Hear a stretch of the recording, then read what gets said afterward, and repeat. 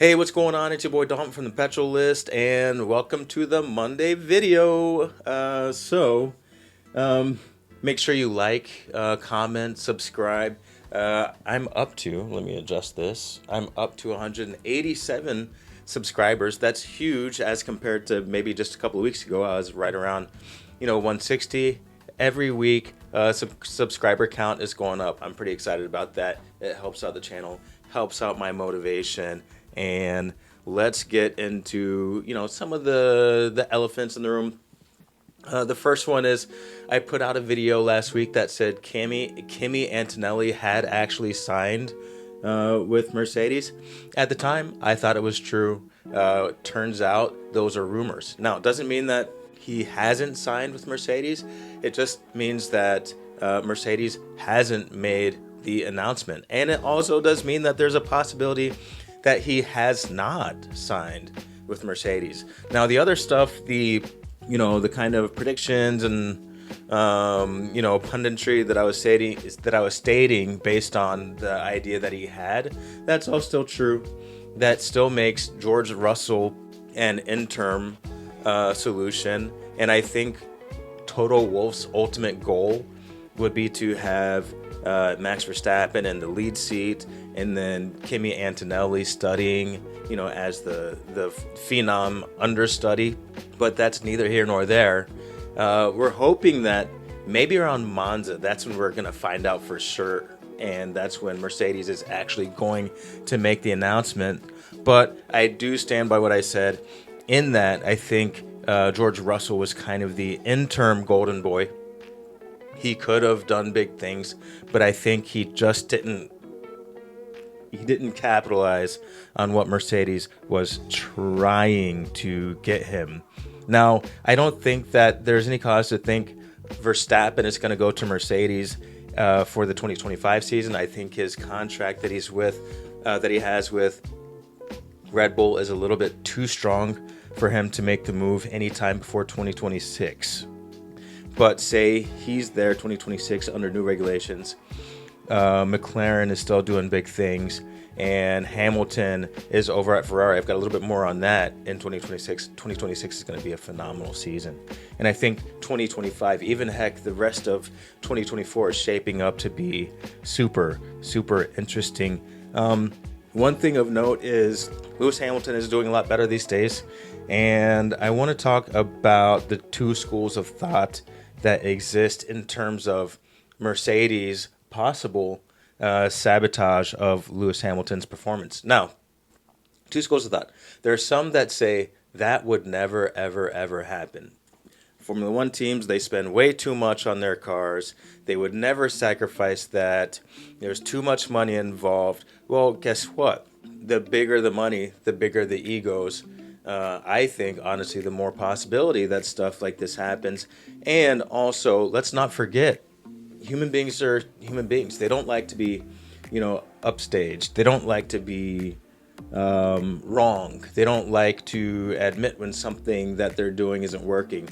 And I would argue that in 2022 and 2023, in terms of not heeding the advice of championship driver Lewis Hamilton and other, engineers that said that they were barking up the wrong tree, I think that proves that sometimes ego goes above and beyond success because they're willing to ride it out with a crappy concept for 2 years. That proves to me, at least, that anything is possible. And then also, what about that email from the whatever insider over at Mercedes saying that Mercedes was actively trying to ruin Hamilton's performance, trying to ruin his confidence, all that stuff.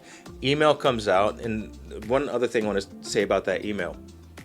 The email went to too many specific higher ups, leadership in Mercedes for it to really have come from, just some outside person who is just, throwing spaghetti at the wall and trying to see what will stick. It was very pointed. And then also, something else that wasn't a coincidence, or at least in my mind, is how much Hamilton's performance improved right after that email. You can't say that Hamilton was losing it, and then after this email comes back, all of a sudden he gets his mojo back. There is some kind of correspondence between the email and the fact that Lewis Hamilton has since won 2 races and has been performing really well with those. Now, let's talk a little bit about Ferrari. So, engineer, I think it's chassis engineer, correct me if I'm wrong, engineer Loic Serra has departed Mercedes and is going to Ferrari. Now, famously, Serra stood with Lewis Hamilton in his belief that the W13 and W14, I think we're on the W15 now, so yeah, that the W13 and the W14 concepts were absolutely wrong. And he also believed, like Lewis Hamilton, that those cars would not be competitive. And I think there are frustrations about how Mercedes handled that caused Serra to want to leave, caused Lewis Hamilton to want to leave, and they're both going over to Ferrari. And over at Ferrari, you've got a very, very hungry and focused Fred Vasseur. And we just found out that Jerome D'Ambrosi is going over to from Mercedes to Ferrari to be their deputy team principal under Fred Vasseur. And we have already got Charles Leclerc as the other driver. I don't know if it's going to be the second seat driver or what, but I think he's going to be a much better teammate for Lewis Hamilton because he actually acknowledges Hamilton's accomplishments. I don't think that he's going to just, lay down and die in front of the world and just be like, yeah, let Hamilton know everything. I think that it's going to be a challenge, but I think that there's going to be a little bit more, I guess you could say, same teamness when it comes to trying to figure out how to win races, how to win the constructors and stuff like that. So I think it's a good look for Mercedes. I think, like Williams with the acquisition of Carlos Sainz, I think a lot of teams are making big moves and they are getting serious about how they want the next couple of years to round out. 4 days ago, McLaren announced the multi-year contract with team principal Andrea Stella, and that has a direct impact on the driver situation because Andrea Stella said, we don't need to decide who is the number one driver. So he's recognizing that Oscar Piastri and Lando Norris are very, very talented, and he, I think, is going to let the proverbial cream rise to the top. So you've got Ferrari trying to do big things. You've got McLaren trying to do big things. You've got a Red Bull engineers saying that the performance of the RB20 did not meet the expectations they had in mind this season. So we've got a a Red Bull team that is, I think, a little in flux, a little bit trying to figure stuff out. And we've got a Mercedes team that I don't think they have an executable plan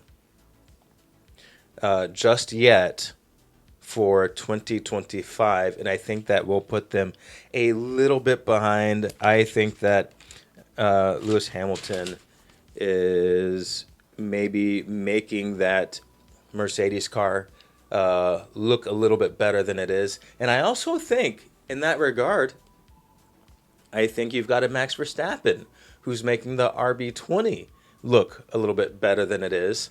And I think we've got a Lando Norris in the McLaren that is actually making the McLaren look a little worse than it is. I think that McLaren, with the proper drivers, and I do think that Lando Norris and Oscar Piastri are the correct drivers, but I think it should be performing just a little bit better. Now, we've got some other things going on with the grid. Daniel Ricciardo, he is not signed up for next year. We're trying to figure out, is it going to be Liam Lawson? I'm going to let those stories I think, develop a little bit more, but before I try to put my opinion on it, because when it really comes down to it, it's all speculation until the teams actually make announcements. Like I said at the beginning of this video, I got excited about the idea that Kimi Antonelli was going to be driving for Mercedes, and I failed to say, out loud and up front, because I actually thought it was official, that it was just the rumors. So we are going to see how those things go. I have been Dalton. This has been the Petrol List, and you have been amazing. I'll see you next Monday or later in the week, depending on what happens in Formula One. I'm out.